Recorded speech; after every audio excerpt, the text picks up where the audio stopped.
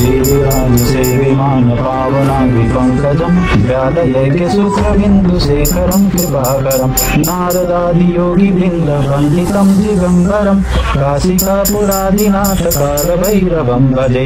भानुकोटिभास्वरं भवाप्तितारकं परं नीलकण्ठमित्सितार्थदायकं निर्लोचनं कालकालमुम्बुजाक्षमाक्षशूलमाक्षरं काशिकापुरादिनाथकालभैरवं भजे शूलटङ्कपाशदण्डपाणिमादिकारणं श्यामकायमादिदेवमक्षरं निरामयं भीमविक्रमं प्रभुं विचित्रताण्डवप्रियं काशिकापुरादिनाथकालभैरवं भजे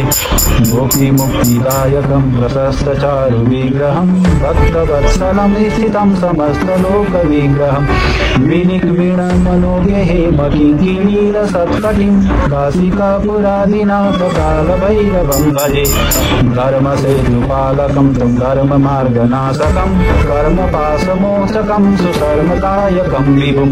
सोमवर्णशेषपाशशोभिताङ्गमण्डलं काशिकापुरादिनाथकालभैरवं भजे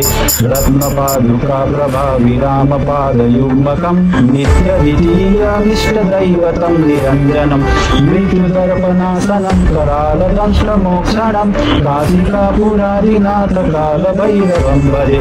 अट्टहासभिन्नपद्मजाण्डकोशसन्ततिं दृष्टिपातनष्टपापजालमुग्नशासनम् अष्टसिद्धिदायकं कपालमालिकन्धरं काशिकापुरादिनाथकालभैरवं भजे